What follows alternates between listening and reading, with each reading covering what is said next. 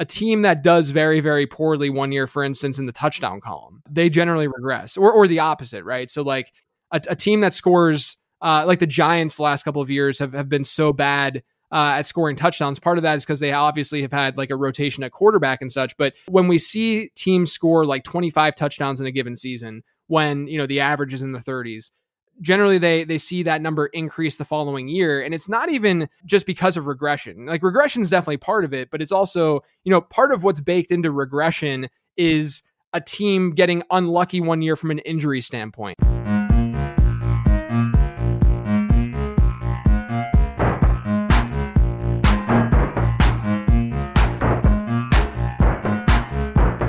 Welcome to another episode of the Football Analytics Show. My name is Ed Fang, your host, and I'm thrilled to have Zachariason on this podcast.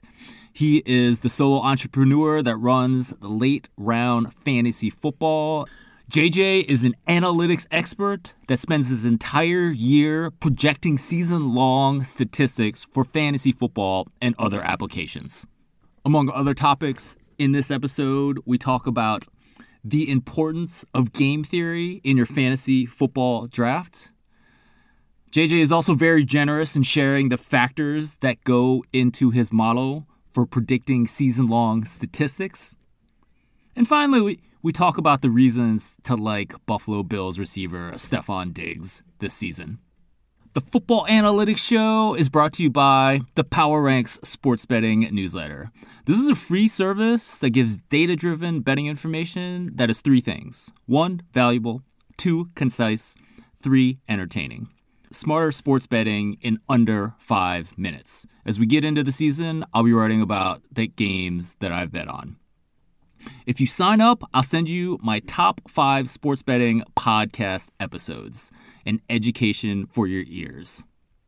To get this free service, go to thepowerrank.com. That is my site for sports betting information based on data and analytics. Once again, that's thepowerrank.com.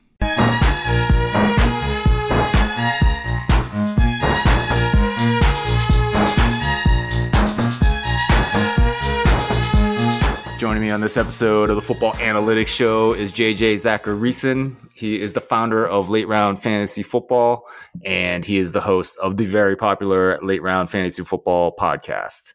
JJ, welcome to the show. What's up, man? Thanks for having me. I appreciate it. Absolutely. Really excited to talk. You do so many projections. Your emphasis is fantasy football, but we're gonna get into some interesting betting things a little bit later in the podcast. First, JJ, I've gotten a hold of your fantasy draft guide, and in it, I find it really interesting. You don't just give a ranking of players. Why not? Yeah, you know, the whole fantasy football industry is very much sort of infatuated with player analysis and rankings. And if you Google anything fantasy football related, you're going to get, you know, here are my sleepers this year, here are the busts, et cetera, et cetera. But you know, I think that's just a very, very basic way of sort of looking and interacting with the game of fantasy. You know, rankings themselves, which again, that's what drives the industry. There's just rankings everywhere, but rankings themselves are just way too linear in nature. They don't explain variance enough. You know, we know that variance exists in fantasy football. We know that variance exists in anything when we're projecting sports. And so instead of making the assumption that variance doesn't exist and just drafting off of some sheet that I were to give you, there are ways to sort of embrace that variance and understand that things will not go flawlessly. Like I am sitting here every single day analyzing football and fantasy football, and I'm going to get things wrong constantly. Like that's just the truth of what I'm doing and what you're doing with sports too. You know, we don't project things with 100% accuracy. This game, whether you're talking sports betting or whether you're talking fantasy football, whatever, it's all about probability and finding ways to increase your probability of hitting. And so what I do with the draft guide, I try to give people the tools to increase their odds of being able to hit on these players, as opposed to just giving them the list of players and saying, hey, this is the way that you should draft them. Because there's a lot of nuance to how to react while you're drafting and what goes on in your fantasy draft. But in that guide, I look at historical average draft position trends or market trends, essentially, to help spot breakouts at each position, for example. I look at how well the market has projected certain positions historically so that you sort of can attack the question of when you should draft certain positions. If the market is generally horrible at projecting which tight ends are going to be good, then you probably don't want to spend up at the tight end position. It just wouldn't make that much sense to invest in that position if historically we as humans are just really bad at projecting, which tight ends are going to be good. So there's just a lot of game theory and strategy related to fantasy football that goes far, far beyond player analysis, when so much of what the fantasy industry focuses on is player analysis. And it's not that player analysis is something that you should ignore. I have plenty of stuff in the draft guide that is player analysis focused. And of course you want to draft the right players, or, when it's your time to make a selection to get the right guy. But I don't think that you should approach your fantasy drafts in a way where you just say, if I get the right guys, I will win my fantasy league, because there are ways to look at the market and there are ways to look beyond just that player analysis in order to really nail those picks. For sure. And you give some examples of this, right? What I thought was most interesting was that you kind of have to look at who is getting drafted in your draft, right? So I think your example was with so first of all, I mean, you have to kind of understand the notion of supply and demand, right? I mean, maybe you could talk about that a little bit. Yeah. So, with supply and demand, there's another thing that often has gone unnoticed, not totally unnoticed, but people don't consciously think about it while they're drafting. Back in 2012, I wrote an ebook called The Late Round Quarterback, which is really what got my career started. And in that ebook, the basis of it, like the foundation of it, was supply and demand. It was the fact that when there is an excess supply of something, the demand decreases, and vice versa, generally speaking, in most markets. And that's the case for the fantasy football market. So with quarterbacks in fantasy football, for instance, you're only starting one of them in your typical league. And so what that does is, because you only need one of them in your lineup where you need 2 or 3 running backs, 2 or 3 wide receivers, etc.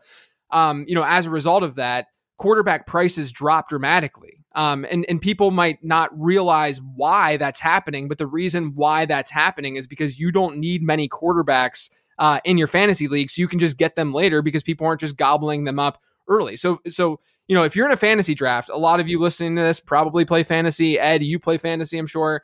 You're sitting there while you're drafting, and there's running backs and wide receivers just constantly getting drafted in the early rounds. And people a lot of people just accept that that's just the way that it is. But the reason that's the case is because of supply and demand. It's because, you need running backs, that demand is there for running backs, that demand is there for wide receivers.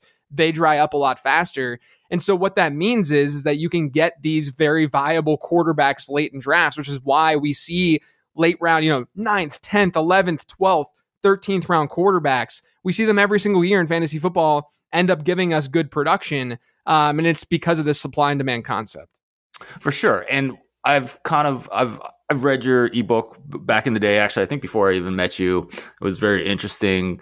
But when I was reading through your draft guide this time, what I thought was interesting and that I had never thought about was that it really depends on the number of players you need at a particular position. So, for example, if you needed 5 quarterbacks on your team, then all of a sudden you should start drafting quarterbacks higher, right?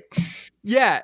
And what's really interesting, I publish in this guide, I still have my rankings and tiers at the end. So if that's something that you really, really want, you can always get it there. And I have a Patreon where I'm giving my rankings out and such, because I understand that there is still use for rankings. Like there's still a need for that, and people, want that. But at the same time, I'm publishing my rankings, and I publish all my rankings in half PPR formats, right? So it's half points per reception. A lot of leagues, there'll be standard leagues where you don't get any points per reception, or it's a full PPR league, we're getting a full point per reception. So I just sort of split the difference, and I said I'm going to make my projections in half PPR. And a lot of people hit me up, and they're like, well, in my league, it's a standard league, or in my league, it's a full PPR league. And I understand that things shift a little bit whenever that happens, but really the shift that happens, it's more dramatic, that no one talks about when we're talking about rankings. Because I'm sure a lot of you are going to go and you're going to Google some sort of ranking sheet to have as your companion during your draft.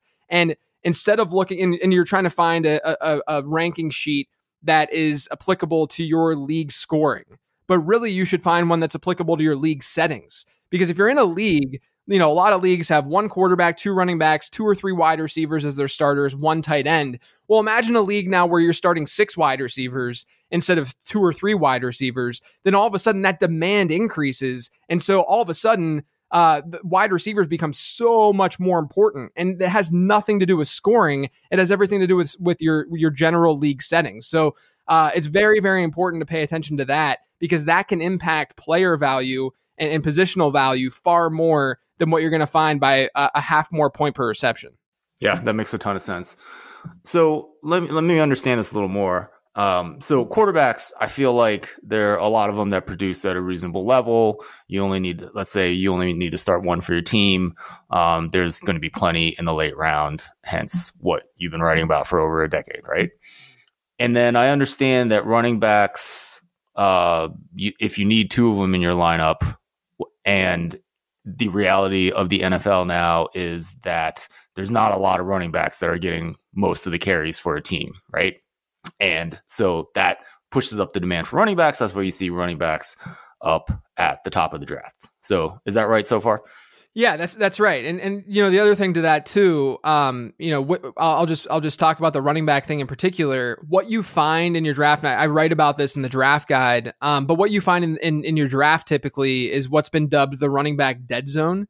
And so essentially, you noted that fewer and fewer running backs are true bell cows in the league now, right? Like there's not many Jonathan Taylors out there. There's not many Dalvin Cooks or Christian McCaffreys who are seeing a ton of work on the ground and through the air. And that receiving element is really, really important, because technically a target, and no matter the scoring format you're using, targets are more valuable than rush attempts are. And so, if you're, especially in PPR, obviously, but even in standard leagues where you're not getting a point for a reception, that scoring still favors a target more than a carry at the running back position. So you really need these well-rounded running backs. Otherwise, there's something glaring that's missing from that running back's profile, and that makes the running backs who aren't bell cows more replaceable. But what you find in fantasy drafts is, generally speaking, around like the middle of the 3rd round in a 12-team league, into the 4th round, into the 5th round, you're going to find the running back dead zone, which is essentially teams freaking out that they haven't gotten a running back yet, or they don't have 2 of their running backs they need for their starters,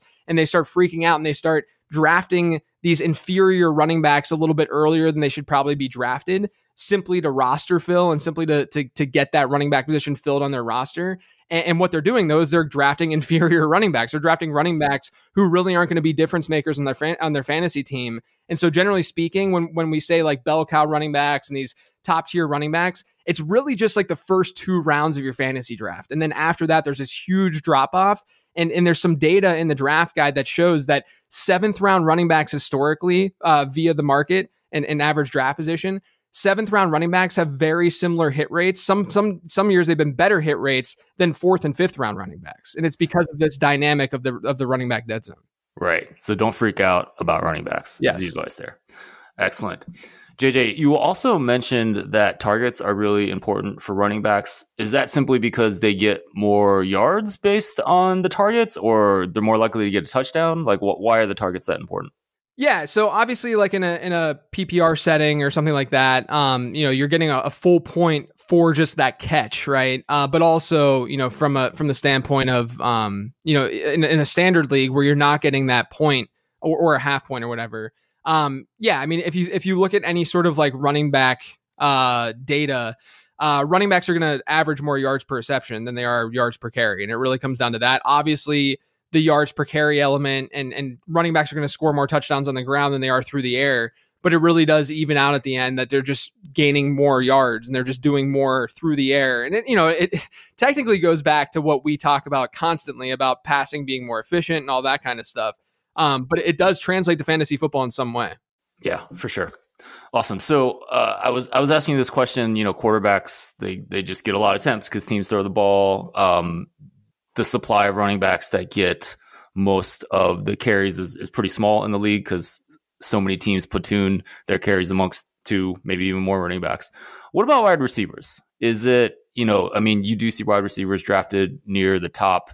Is that because you need a lot of those players on your team, or is it because there's a small supply of elite receivers getting enough targets? What is driving the demand there?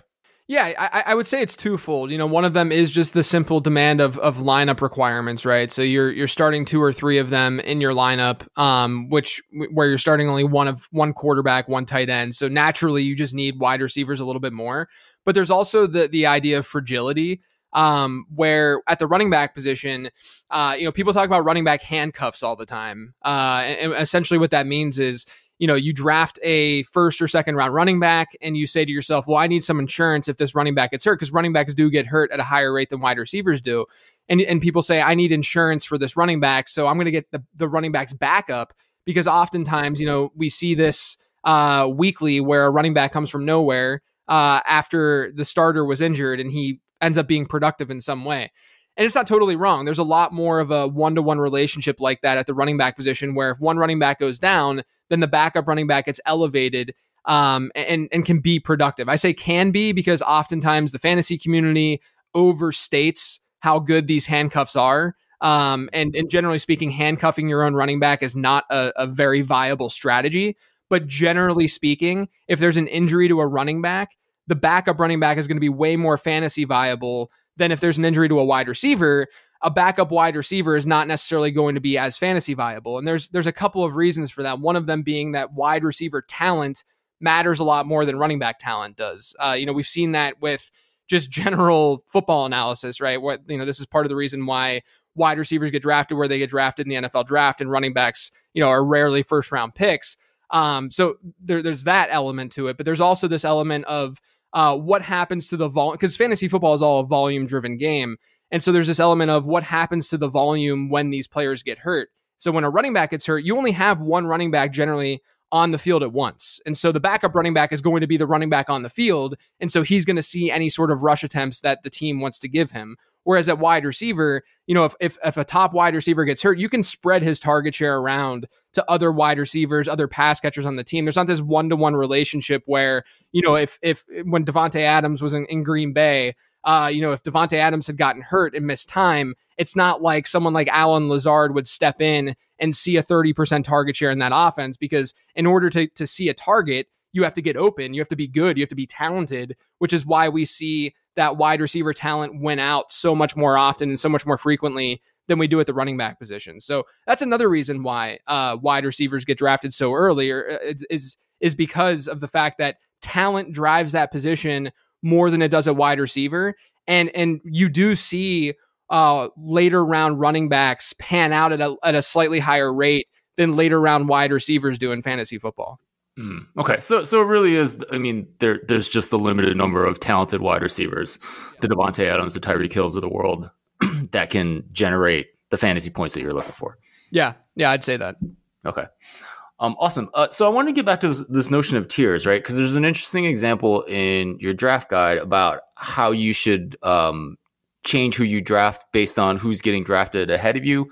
So you may want to take, if you see a lot of, I think the example is if you see a lot of wide receivers getting drafted in your draft, then maybe you want to take a wide receiver in a tier over someone of another position. Yeah. So essentially tiers. So you have a ranking sheet, right? And you can get a ranking sheet anywhere. I think my rankings are preferable over someone else's rankings, obviously, but you can get rankings anywhere. There's a lot of resources out there. But what I do is I tier my rankings. And what that essentially means is I'm grouping players together who are relatively interchangeable in rank. And some people will say, well, that's not being bold enough. But I say, well, I understand that variance exists and I'm not going to be right about all of these guys. And I look at my projections and there's no reason for me to boldly say this guy is better than this guy because he's going to score 0.1 more points per game via my projections, which already have a ton of variance embedded in them. There's no reason for me to be bold about something like that. So what I do is I tier my rankings up and group players together who are interchangeable in rank. And so the example that I use and the example I run through is, you should always be cognizant. You shouldn't just draft off of the tiers list that I provide or the rankings list that I provide, because what matters also is average draft position and what the market is saying, right? Like an example that I've used in the past is if someone walks up to you and says, hey, I'll give you this car, this brand new car for $100, you would jump on that opportunity to get a brand new car for $100. But the only reason to do something like that is because what cars generally go for and how much what they're priced at. And so you need that context with fantasy football as well. If I say draft Michael Pittman with a 35th overall pick in your draft, but the ADP is saying that Michael Pittman is going to go 80th overall, then you can probably risk it a little bit and not take Michael Pittman 35th overall when it's your turn to pick. You can wait a couple rounds and probably still get Michael Pittman. And, there are going to be your guys that you have every year that you really, really want to draft.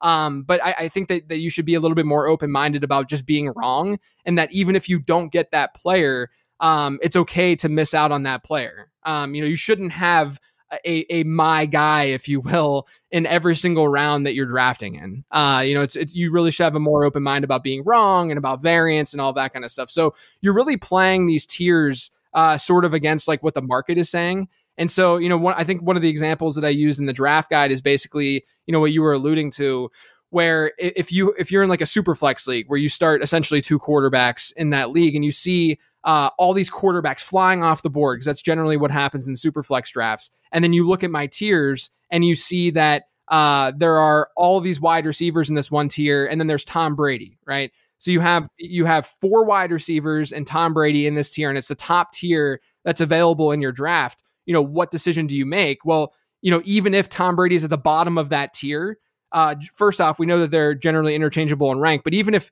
in that rankings within that tier, Tom Brady's at the bottom, you should probably draft Tom Brady right away, because the next time that you draft, you can still get one of those wide receivers. So it's really about playing the market more than anything else. It's really about understanding where these players generally go, which is why I think practicing and doing a lot of, whether it's mock drafting, whether it's best ball drafts, or just getting a lot of practice and getting a lot of reps in, it just becomes second nature with like where these guys generally get drafted. Like anyone could come up to me right now and say, where does this guy generally get drafted? And I can tell you what round he generally goes. And if you have that information in your head, then you know when to pounce on these certain players to really maximize value.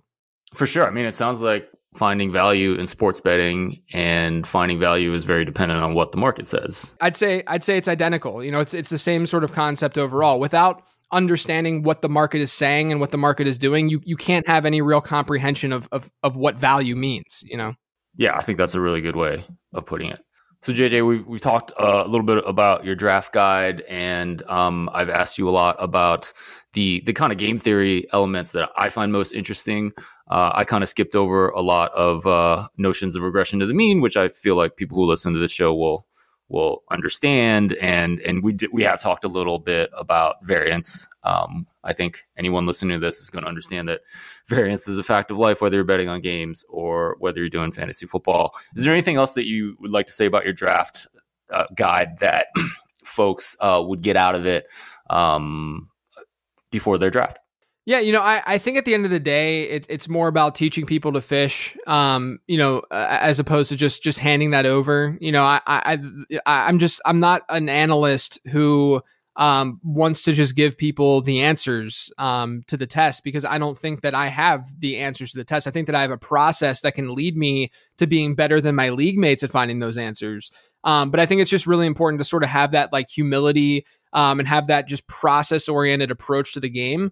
Because you're going to win a lot more in the long run. And I think that the tools and the things that I talk about in this draft guide allow you to sort of see things in that way. And that's why it's a little bit different, because a lot of draft guides out there are very player focused, and there's nothing wrong with that. Like, it's still important, like I said, but I think it's still missing a really, really big element, which is just this game theory element that I really try to dive into in this. Yeah, excellent. And it's not like you don't analyze players. I mean, there's long lists of players at every position you should draft and players at every position that you should fade, which I find very interesting.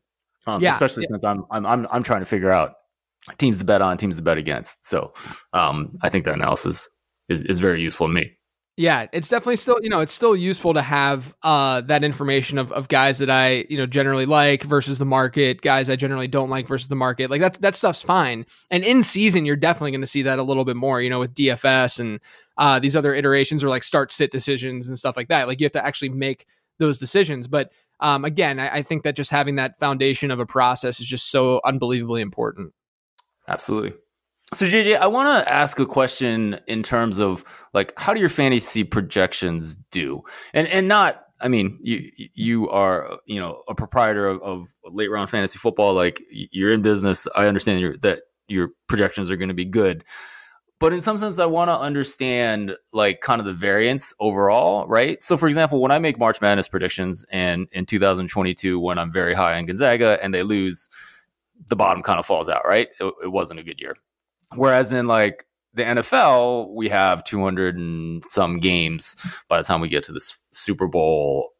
I have full faith in my model, and I mean, some years are worse than others. Last year was not quite as good as the year before, but overall, I have faith that I'm going to do pretty well, right? So what is it for you, right? Do a couple players kind of make or break things? Like if Jonathan Taylor gets hurt this year or McCaffrey gets hurt, does kind of the bottom fall out because they're near the top, they're in your top tier, or is it more, are you just averaging over a bunch of players? So every year you feel pretty good about what you said. Yeah, it's kind of complicated because, with sports betting and such, like you mentioned, like how your model looks at the Super Bowl or how March Madness goes, you don't run into the same type of variance that you would with projections for individual players. And the reason I say that, obviously, like there's some domino effect if Gonzaga, when Virginia lost in the first round, for instance, right? Like there's a domino effect of like, oh, now all of a sudden this 4 seed that I didn't really like that much gets an easier matchup later. There's that sort of domino effect. But and you see that same sort of thing happen with projections, but more so with like injuries. I mentioned what can happen to a backup running back, if a running back gets hurt. So Christian McCaffrey a couple years ago, he gets hurt, and Mike Davis all of a sudden becomes a fantasy relevant piece after being like he wasn't even drafted in most drafts. And so, that sort of thing definitely has an impact on things.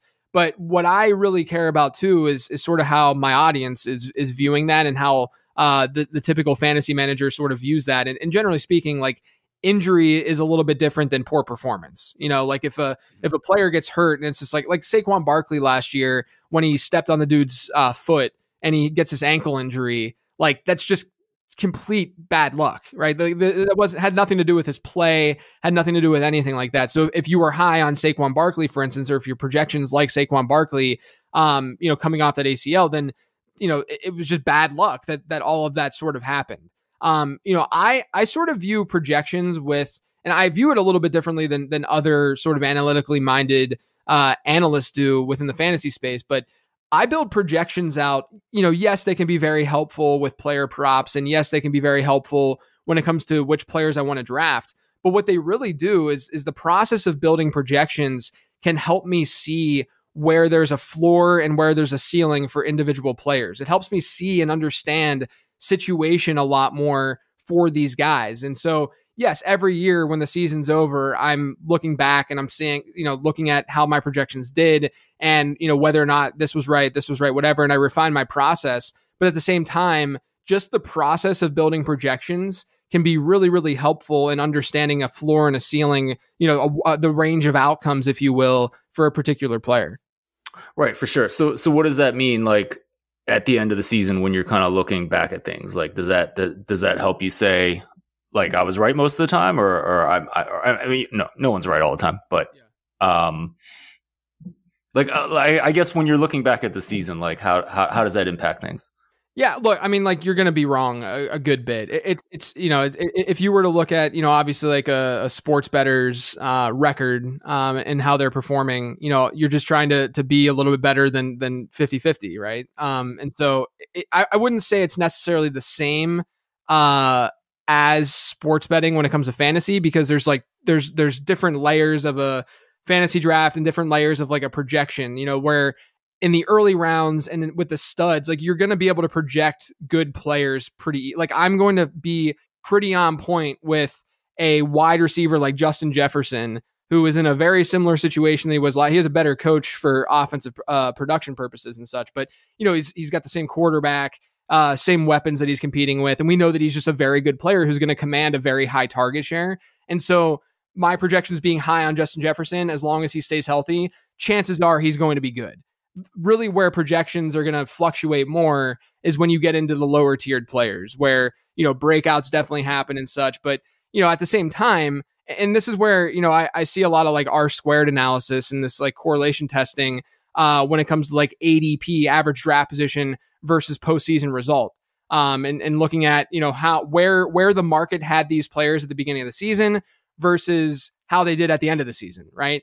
And one of the things that I've noticed is that, obviously when you're looking at, and this is a little bit nerdy, but when you're looking at, when you're doing some correlation testing, if you have a sample size that's so massive, and you're looking at a fantasy draft that's, let's say, 20 rounds deep in average draft position, the majority of players that are drafted after round 12, let's say, aren't going to do much at all from a production standpoint. And so what that does is it increases your R squared value, because all of a sudden you have late round picks who are doing absolutely nothing. And there's a ton of those inputs. There's a ton of those data points. And so I see analysis like that and I'm like, well, yeah, like your R squared is going to be really high because there's a lot of these players who are doing nothing who are late round picks. Whereas, if you're looking at top 8 round picks and you're finding sort of the correlation there, then that's going to fluctuate a little bit more, because there are a lot of 8th round picks that end up doing very, very well.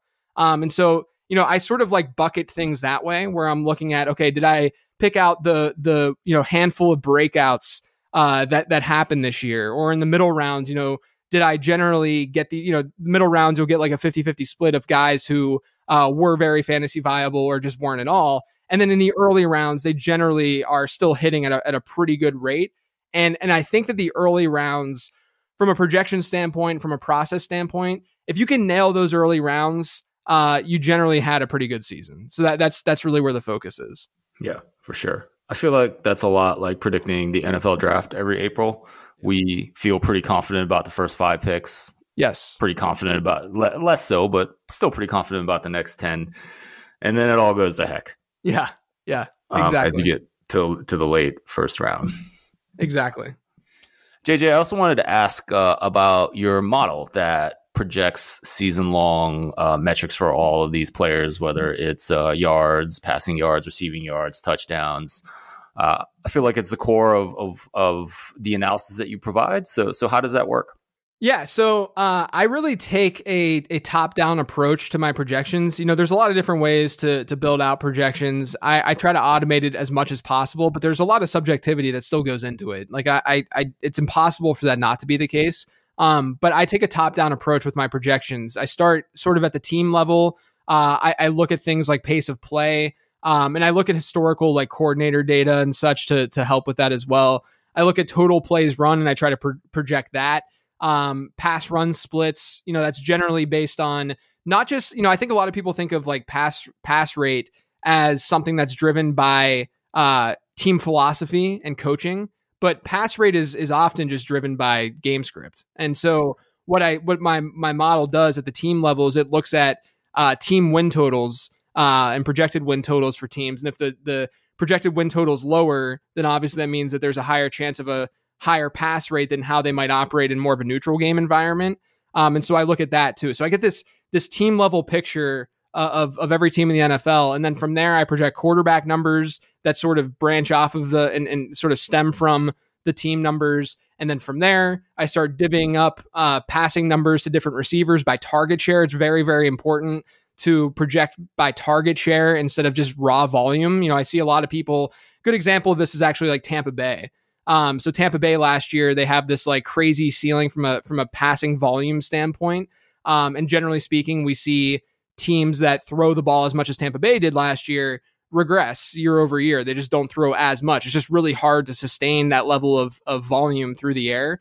And so a lot of people will then, if they're not projecting via target share, they're projecting just via total volume. And that total volume is generally based on the previous season, but the previous season for Tampa Bay has a lot of passing volume. So it's a lot better to look at it from the standpoint of target share year over year, because then you can say, okay, this wide receiver, elite wide receivers generally see at least a 25% target share in their offense. And so if that team level projection shifts and the team level projection now has 50 fewer pass attempts, then all of a sudden, that target share that was 25%, it's still going to be 25%. But it's on a smaller pie, if you will. And so I'm looking at wide receivers and running backs and such and tight ends and divvying up the passing numbers via target share. And then for like rate stats and such, whether it's yards per carry, yards per target, those are the two that I try to project. I'm looking at things like their historical average depth of target. I'm looking at things like historical just trends and how the position themselves operate in terms of those efficiency metrics. So there's just a lot that goes into it from that perspective. Then the touchdowns are then projected via just a formula that I created that takes the number of yards that they have and where I'm projecting to see them, or where I'm projecting for them to see some of their targets. And it's projecting out a touchdown total from that. So when you look at wide receiver target shares, does that, I'm sure you've done this, it tends to be sticky and predictive from season to season? Yeah, the thing that's actually most from a player standpoint, and you can probably, I haven't dug into like a ton of team level stuff with this, but because there's just not as many like team level efficiency metrics per se, but from a player level, efficiency metrics regress, like period. I mean, whether you're looking at quarterback, one of the easiest ways to spot a regression candidate in fantasy football at quarterback is by looking at touchdown rate. So touchdowns divided by attempts. That fluctuates a ton year over year. I know you've done a ton of work with like interception rates. That fluctuates year over year. Stuff like that will fluctuate. And so the same deal with yards per carry. Yards per carry is a great example. Rashad Penny has over a 6 yards per carry last year. I guarantee you he doesn't even come close to that this year. And so a lot of people will sort of look at what the production was the previous season and they'll say, oh, this is what he can do and this is what he will do in future seasons. But that's really not the case for a lot of efficiency metrics. But when it comes to volume is usually given to good players. And if a player is good one year, or if he has a history of being good, then he's likely going to be good the next year, even though, there's going to be some decline from an age perspective and stuff like that. But if a player is good, he's generally good. And so volume is a lot more sticky than what we will find with most efficiency metrics. Yeah, for sure. So the like target share is going to be pretty sticky, and that's why you put that in your model. Yeah, it's not influenced by, target share is not influenced by if a team, like I said with like Tampa Bay last year, it's not going to be influenced by if a team just went like nuts throwing the ball one year or they were super, super run heavy one year. Yeah, absolutely. And then does the regression component come in because, I mean, you're basically building a regression model on the variables from last year, or is it something else? Yeah, it's that really. I mean, I generally try, some players like rookies or second year players, you don't have a large sample size to work off of. So you're not going to be as good at predicting and projecting those players as you will a guy like Justin Jefferson, who we now have a couple of years on and we know that he's a stud. It's just a lot easier to project that kind of thing. But we know that, there are general trends with how players score touchdowns, and there's great, I have a pretty rudimentary model of looking at how many touchdowns a player should have had last year, an expected touchdown total. PFF has one. I think Kevin Cole built that one. Mike Clay has opportunity adjusted touchdowns. So there's ways to, 8 touchdowns by one player versus 8 touchdowns to another doesn't mean that those, if they saw completely similar volume. I think the example in my draft guide that I used was last year, Javonte Williams and James Conner. Both of them had almost identical rushing attempts on the ground, but they scored a far different number of touchdowns. And, a lot of people will say, oh, well, they had similar volumes, so shouldn't they regress to the mean? And the answer to that is it's a little bit more complicated than that. Because James Conner was seeing a lot of work close to the end zone, saw more goal line work. Melvin Gordon was stepping in for Javonte Williams last year at times at the goal line.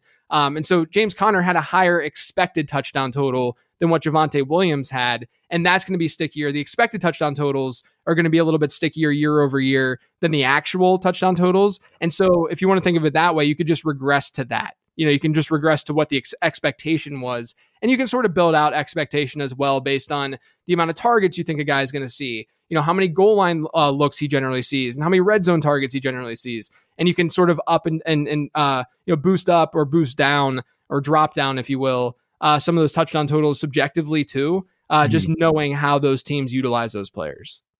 Right, for sure. So it sounds like with the touchdown rate, like you're projecting a bunch of different statistics for a player, such as number of goal line touches, so on and so forth, and then you're taking what that model has told you based on historical data. Yeah, and I'll also say my baseline for it is a very, very simple yards to touchdowns conversion, because yards correlate to touchdowns, and I project yards out, right, via all the things I just talked about. So I'll have a yardage total for a player that'll equate to some touchdown total, which then feeds into the team totals that I had projected. And so it'll spit out a touchdown total, but then from there I can layer in where these guys see their looks, et cetera, et cetera. And that way I can get a more accurate touchdown projection. Excellent. JJ, you talked a little bit about team metrics and how they persist from year to year. I haven't done this in a couple years, but I did do it a while back, and I remember almost nothing persisted except for maybe pass offense, if I remember correctly.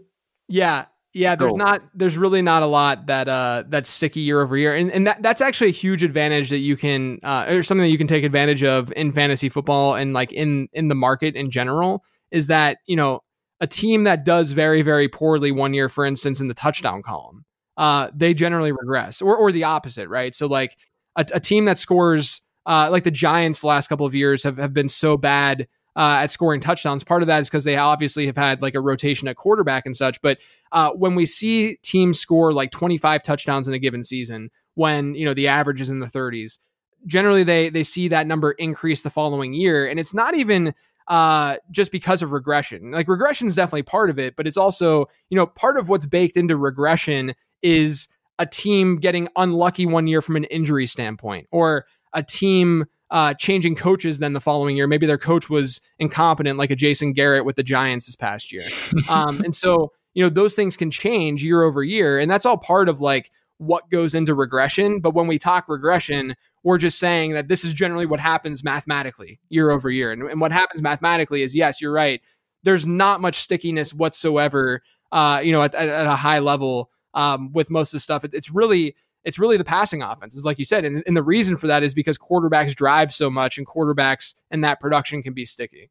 Yeah, absolutely. This offseason, I've started looking more into player statistics to go from season to season. You're much better off there. Obviously, you just mentioned that the quarterbacks are driving that pass offense, and you know, quarterback statistics tend to persist, or at least the ones that you think would, right? Such as success rate and all the good things that we care about. But it was interesting to kind of look at a lot of other positions as well, and to find out, well, coverage statistics, yeah, they don't persist from year to year at all.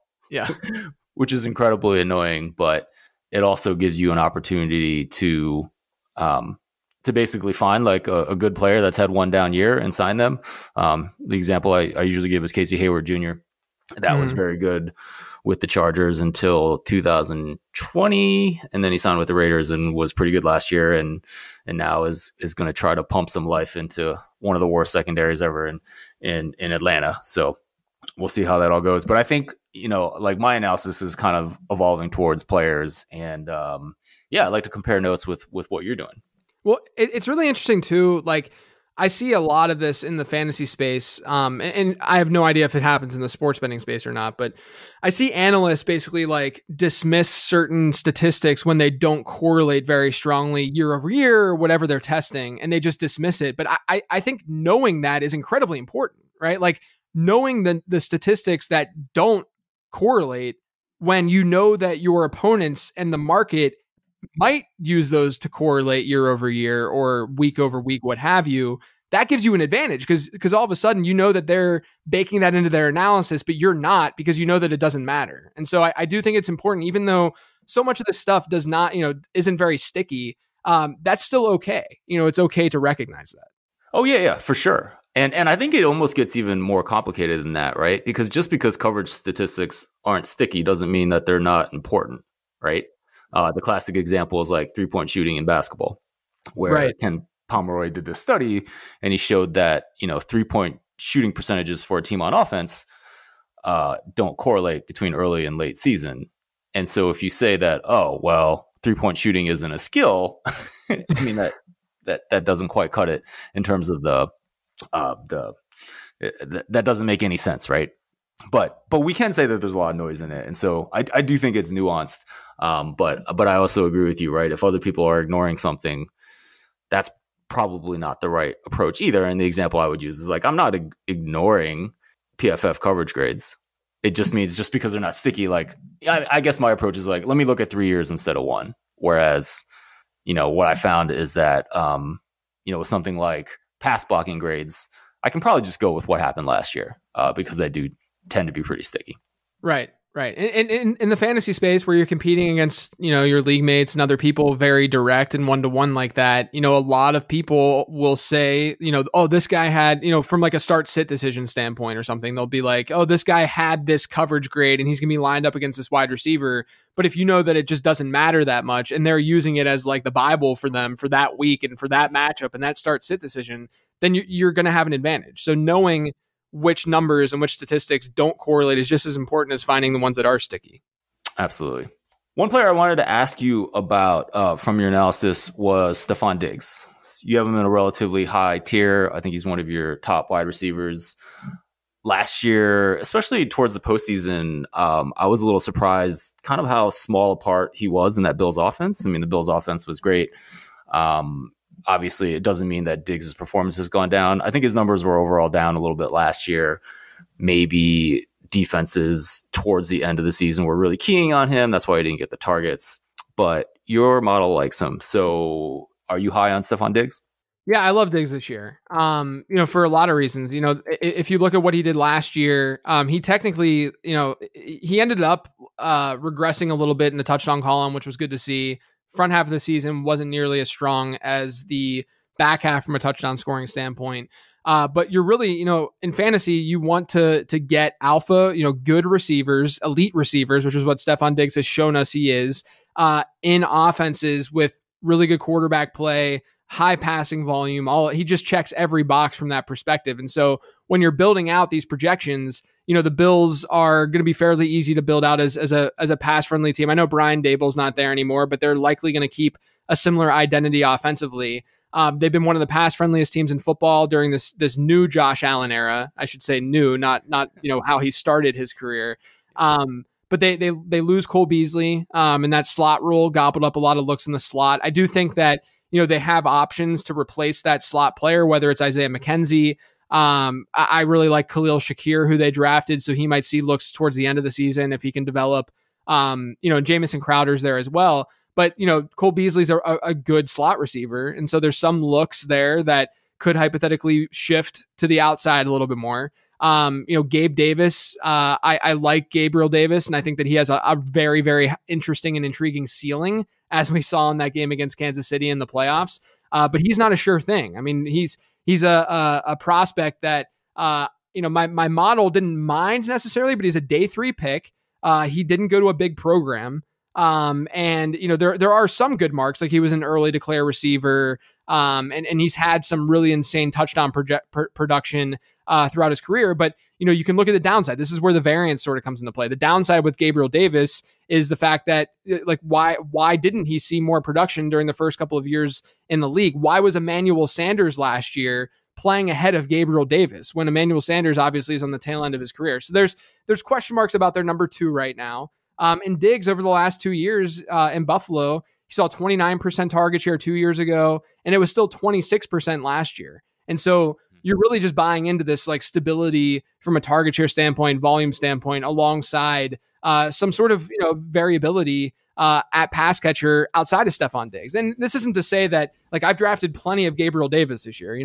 I've drafted plenty of Isaiah McKenzie. Like, I still think throwing darts and drafting those players is still a very good idea because the offensive situation that they're in, it's just that Stefon Diggs is just locked in, in this role. And so it makes a lot of sense to draft him, honestly, as like the wide receiver 4 in fantasy this year, outside of Cooper Kupp, Justin Jefferson, and Jamar Chase.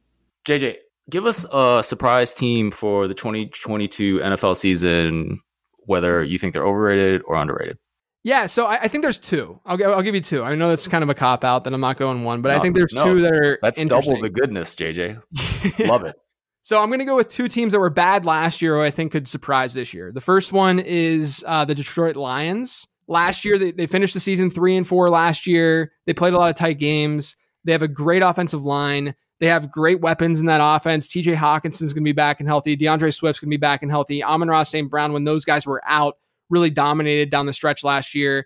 Jameson Williams will eventually get back on the field. They added DJ Chark. The offense, I think, if Jared Goff can distribute, the offense, I think, is going to be better than expected. And just the fact that they have these pieces and they have an easy schedule as well. One of the easier schedules in football based on win total. And they're in a weak division too. So I would say Detroit's one team. And then the other team I mentioned earlier, I like the Giants. I think the Giants are very, very interesting this year. Not that I like Daniel Jones. I don't think that he's a long-term answer, but they have a revamped offensive line.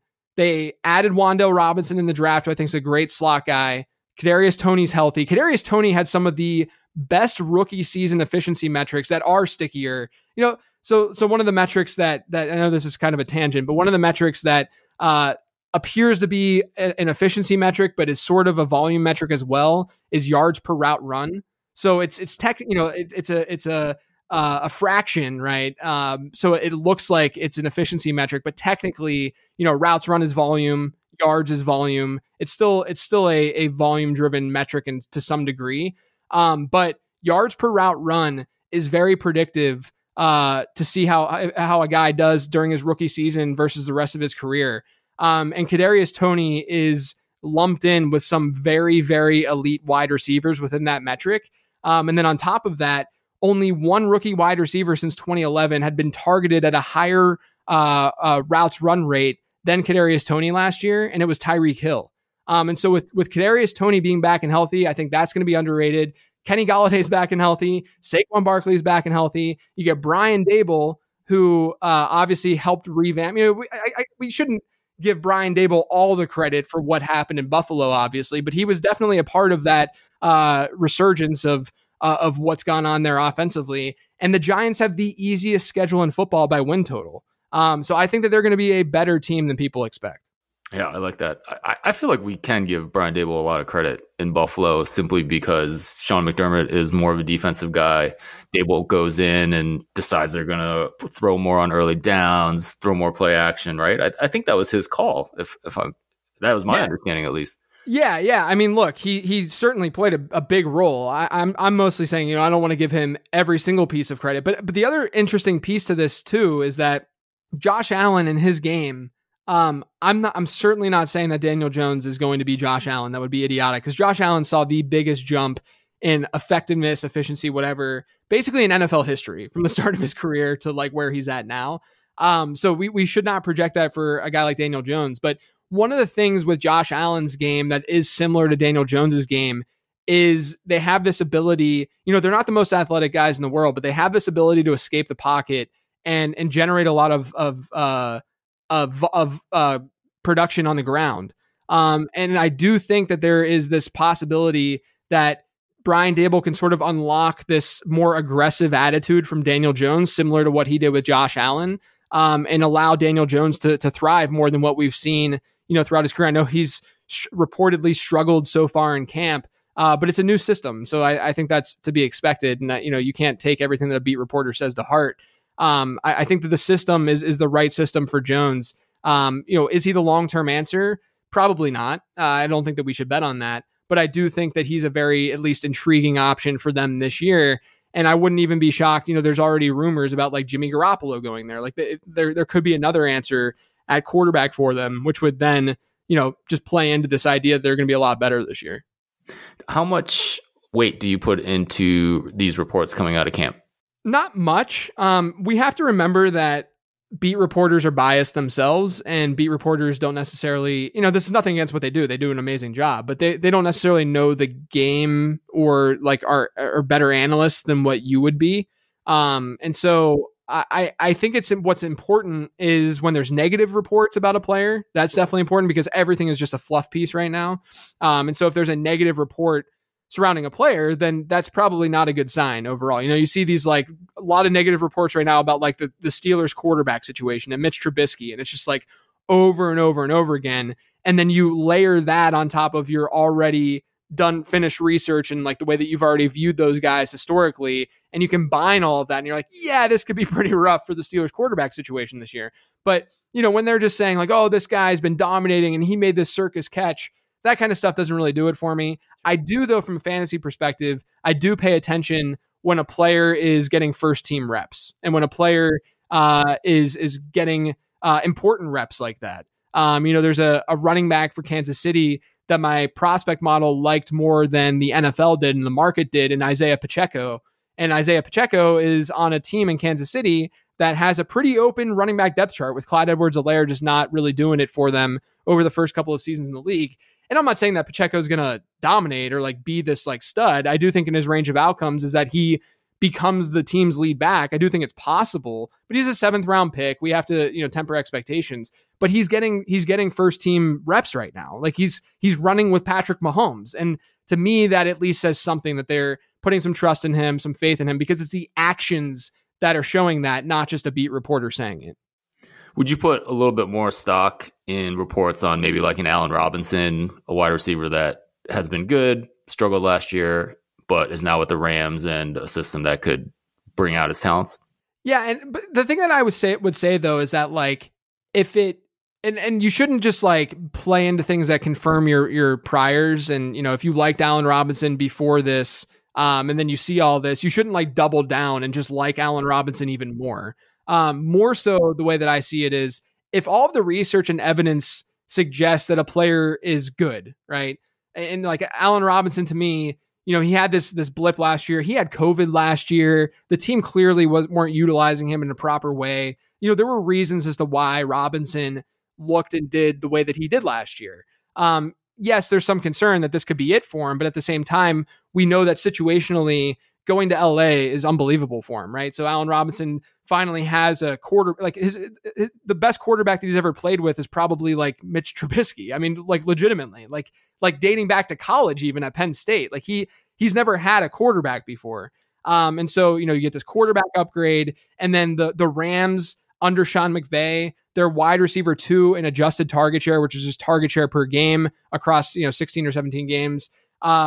Their wide receiver 2 has averaged a 21% target share. And so that's a nice, strong target share. And of course, talent leads to that to some degree, but they also run the most 11 personnel in the league. So there's so much situationally to like about Allen Robinson's situation, that seeing those reports are definitely good. The fact that like he didn't get there and he's still the same old Allen Robinson that was on the Bears last year. That can certainly make you feel more confident in what your priors were. It's just important to not overstate that. And like, if I viewed Allen Robinson as a 4th round pick and I was already ahead of market a little bit, and then all of a sudden these reports come out and I move him to the 3rd round, I don't think that's rational, right? I think what is rational is saying, okay, my research that I did, it seems like it's reasonable. What I concluded before was pretty reasonable. Maybe I bump him up like 1 wide receiver spot.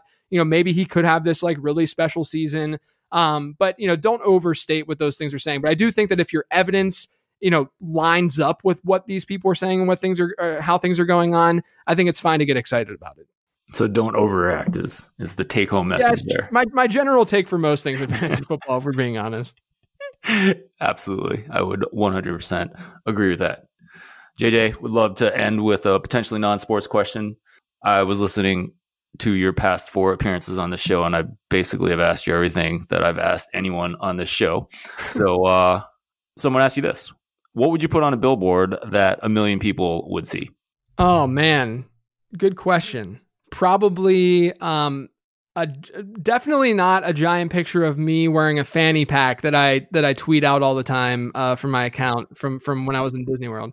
Probably just like lateround.com and just like leave it there and let it be. I know that I should probably not have my business hat on, but anytime you say billboard, I just go to marketing and then I think in that way. So I'd probably go in that direction. Hey man, if 1 million people are going to see lateround.com.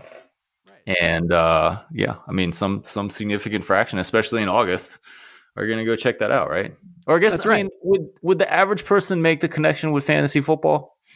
I don't know. Probably not. I would probably have to, have better copy than just that URL. But, I don't know if people would necessarily, immediately make that connection. I would assume not, honestly. And I think it's fine. I'm not out here trying to win the SEO game or anything like that, which is why I was cool with going with this, with the brand.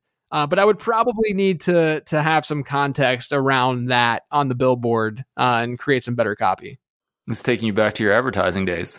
I know, man. Yeah, this is a lot. This is a lot for me. I haven't had this hat on in a while. Well, you are an entrepreneur, a solo entrepreneur now, so yes, I presume that you will have it on a lot more. For sure.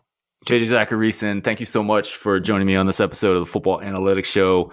Please let everyone know where they can find you on Twitter and all your great fantasy football work. Yeah, as the billboard says, you can go to lateround.com. You can check out the draft guide, which is $24.99. It really should give you everything that you need for your drafts here in 2022.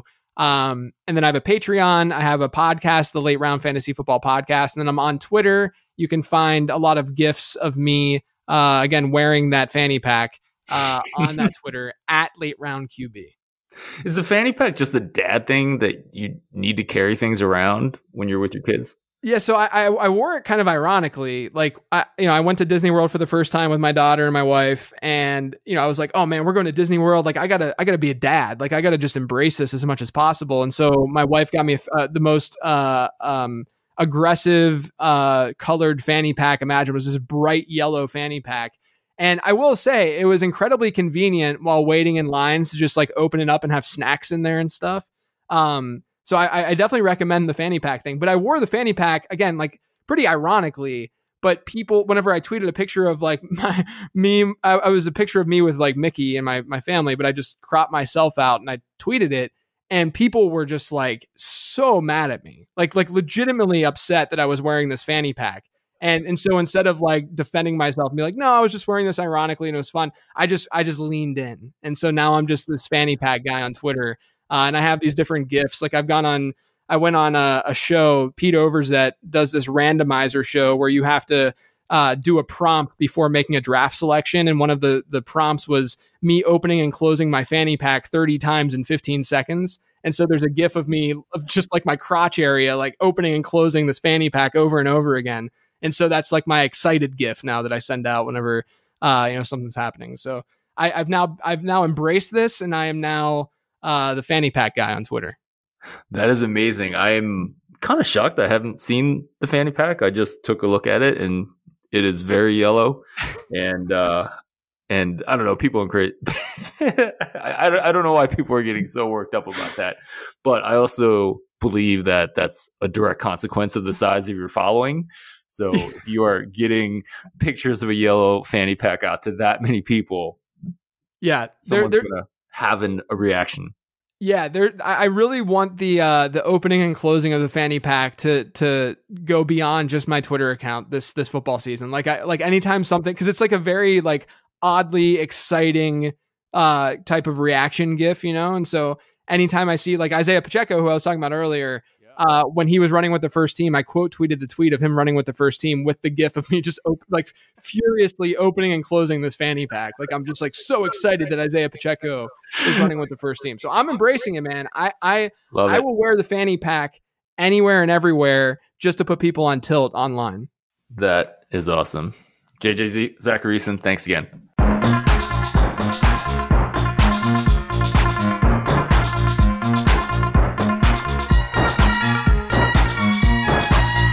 Hey, this is Ed Fang, host of the Football Analytics Show. I really hope you enjoyed my conversation with JJ Zachariason. I think he's fantastic. Please check out all his work at lateround.com. I have an announcement. I'm starting a Patreon for this podcast. There are two reasons that I'm doing that. First, it's an opportunity for me to provide some premium content for the show. I just finished recording an episode on home and rest advantage in football that I'm pretty excited about. And second, if you have enjoyed this podcast and are getting value out of it, it's an opportunity for you to support the show. Now, no worries at all if you don't want to support the show. Everything on the podcast is going to remain free. That includes the weekly interviews. That includes the football preview series. So the 10 short episodes that we produce going into the football season, that's going to happen again for 2022. And also the Bracket Wisdom series that we do before March Madness. I am going to have some cool bonuses for the first people that decide that they want to support this podcast. And I'll have more information about that next week. Just a reminder, you can get my free sports betting email newsletter by going to thepowerrank.com. As we head into the season, I'm going to be talking about games that I bet and also providing analytics that will help you make better football bets. Thank you so much for listening to this episode of the Football Analytics Show. My name is Ed Fang, your host. It's an honor that you have listened to this podcast, and I will talk to you again soon.